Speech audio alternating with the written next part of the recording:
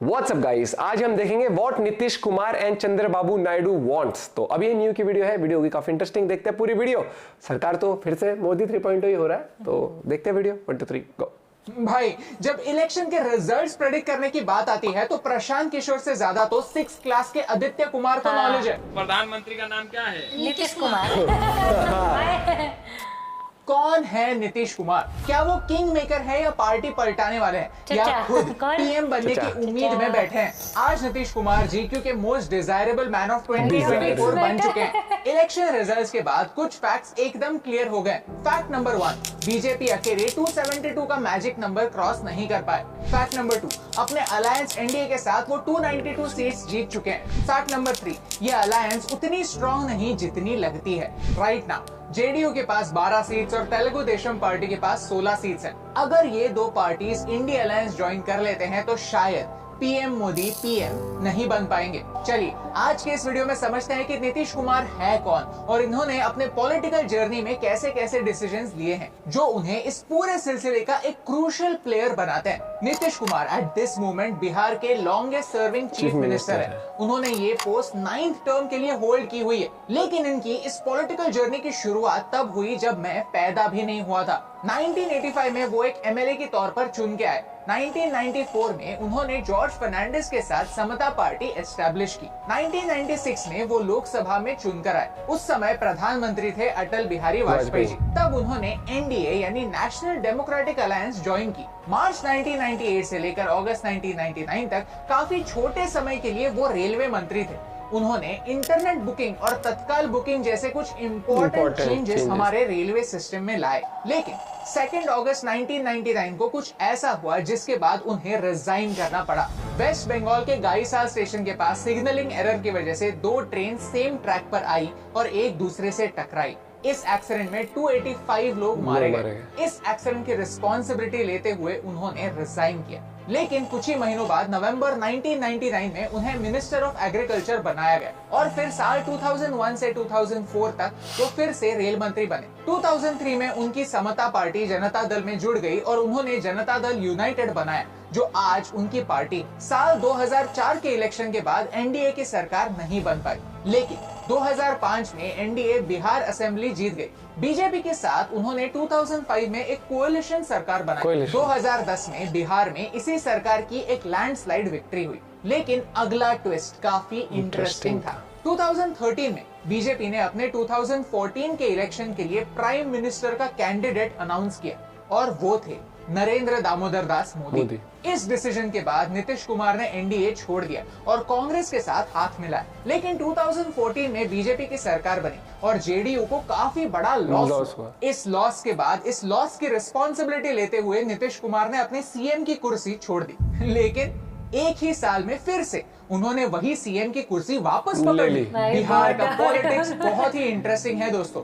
यहाँ कोई भी दो पार्टियां गठबंधन बना लेती है और सरकार बना देती है। यानी कल तक जो ऑपोजिशन में थे एक दूसरे पर कीचड़ उछाल रहे थे, वही कल जाकर दोस्त बन सकते हैं। वो जिस किसी पार्टी से जुड़ते वो पार्टी असेंबली इलेक्शन जीत जाती। 2017 में उनके साथी पार्टी आरजेडी पर करप्शन चार्जेस लगे और नीतीश कुमार ने फिर से अपना दल बदल दिया। वो एनडीए से जुड़ गए और 2020 में वो इलेक्शन जीत गए, इस बार एनडीए के साथ। लेकिन 2 साल बाद 2022 में उन्होंने एनडीए छोड़ दिया और यूपीए ज्वाइन किया और फिर से 2024 में उन्होंने यूपीए छोड़कर एनडीए ज्वाइन कर लिया। एंड दैट्स व्हाई ये इलेक्शन वो एनडीए के साथ साथ लड़े।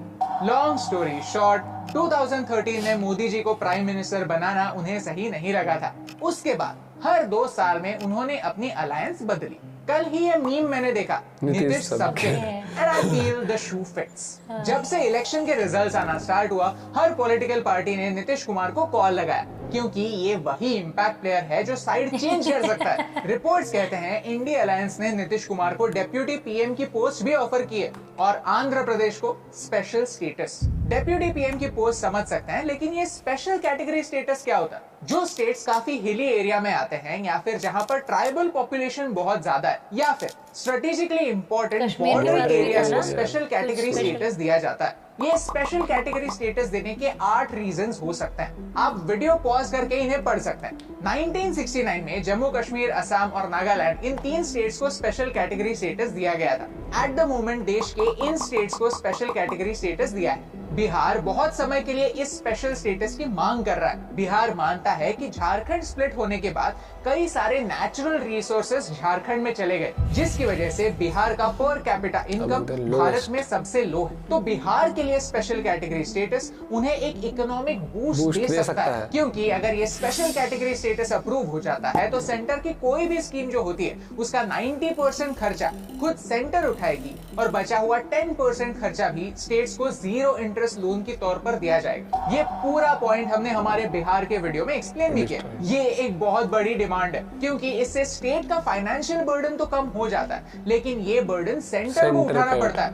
यानी आपका और मेरा टैक्स पेयर का ज्यादा पैसा इन स्टेट्स में जाता है। पिछले साल हमारे फाइनेंस मिनिस्टर ने अनाउंस भी किया था कि आगे जाकर किसी भी स्टेट को स्पेशल कैटेगरी स्टेटस नहीं मिलेगा। अब आंध्र प्रदेश पर आता है। 2018 में चंद्रबाबू नायडू ने एनडीए छोड़ दी थी और रीजन यही था कि नरेंद्र मोदी आंध्र प्रदेश को स्पेशल स्टेटस नहीं दे रहे थे। जहां बीजेपी जनरल इलेक्शंस में खुद अकेले मेजोरिटी नहीं जीत पाई, आंध्र प्रदेश के असेंबली इलेक्शंस में टीडीपी ने खुद ही मेजोरिटी मार्क को बड़े ही कंफर्टेबली क्रॉस कर दिया। असेंबली इलेक्शन में 175 सीट्स में से 135 सीट्स उन्होंने किसी की मदद के बगैर जीते। यानी स्टेट में सरकार कंटिन्यू करने के लिए टीडीपी को बीजेपी की जरूरत नहीं। लेकिन टीडीपी के पास लोकसभा के 16 सीट्स हैं। यानी पॉलिटिक्स का खेल बड़ा ही रोमांचक है। एक कोलिशन सरकार ऐसी ही होती है। सोर्सेस के अनुसार लेटेस्ट अपडेट एज ऑफ 5 जून यही है कि अलग अलग पार्टीज ने अपने डिमांड्स एनडीए के सामने रखे हैं। ये सारे सोर्सेस नीचे डिस्क्रिप्शन में है, जहां आप उन्हें खुद पढ़ सकते हैं और खुद का एनालिसिस खुद कर सकते हैं। ये डिमांड्स फाइनल डिमांड्स नहीं है। फाइनल डिमांड सैटरडे तक फिक्स हो जाएंगे। टीडीपी के चंद्रबाबू नायडू लोकसभा स्पीकर की पोस्ट चाहते हैं, आंध्र प्रदेश के लिए स्पेशल स्टेटस चाहते हैं और 1-2 नहीं 8 मिनिस्ट्रीज में रोल चाहते हैं। इसमें फाइनेंस मिनिस्ट्री में जूनियर मिनिस्टर का रोल इंपॉर्टेंट रहेगा, क्योंकि आंध्र प्रदेश अमरावती को तेलुगु सिंगापुर बनाना चाहता है, लेकिन फंड्स ना होने के कारण अमरावती आज कुछ ऐसा दिखता है। On the other hand Nitish Kumar 3 ministries चाहते हैं, साथ ही साथ एक कॉमन मिनिमम प्रोग्राम चाहते हैं। कॉमन मिनिमम प्रोग्राम बेसिकली एक शेयर्ड एजेंडा होता है, जिसमें अलायंस के सारे लोग शामिल होते हैं। सारी पावर एक जगह कॉन्सेंट्रेटेड नहीं होती, सब लीडर्स के पास एक वॉइस होता है। साथ ही साथ जेडीयू के लिए 3 मिनिस्ट्रीज की मांग हो रही है, जिनमें रेलवे मिनिस्ट्री भी शामिल है। अब अगले कुछ सालों के लिए प्रार्थना यही होगी कि इन मिनिस्ट्रीज में कोई स्कैम ना हो। जो हाल बिहार के इस ब्रिज का हुआ था, वो हाल पूरे भारत का ना हो। ये नॉर्मल चेस नहीं, 4D चेस है, जहां हर प्लेयर खुद के लिए खेलता है। हर एक के खुद के इंटरेस्ट होते हैं और हर एक की खुद की पुरानी दुश्मनियां भी। तो ये 2 लोग आने वाले दिनों में किंग मेकर्स भी बन सकते हैं और किंग स्लेयर्स भी। सरकार बना भी सकते हैं और सरकार गिरा भी सकते हैं। आपको क्या लगता है अगले कुछ दिनों में क्या होगा? हमें कमेंट्स में जरूर बताइए। और अगर आप भी ऐसे ही क्विक अपडेट्स चाहते हैं तो चैनल को सब्सक्राइब करना ना भूलिए। दोस्तों, किंग मेकर वाले नीतीश सबके हैं। नीतीश सबके हैं भैया। और अभी पूरा करियर देख के तो ये बात प्रूव भी होगी, हाँ भाई वो सबके हैं। लेकिन वो स्ट्रॉन्ग लीडर है अपने इलाके में। उनका वो एक जो जिस रोल को खासकर अब की बार जो बीजेपी को सीट ना मिलना 272 का पूरे टाइम जो स्माइल रहती है फेस पे कि हम ही हमें तो क्या हमें मुझे। और तो इंटरेस्ट मीम्स जो बन रहे हैं ना अभी, मांगे भी काफी इंटरेस्टिंग रहेंगी। कौन सी मिनिस्ट्री किसको मिलती है?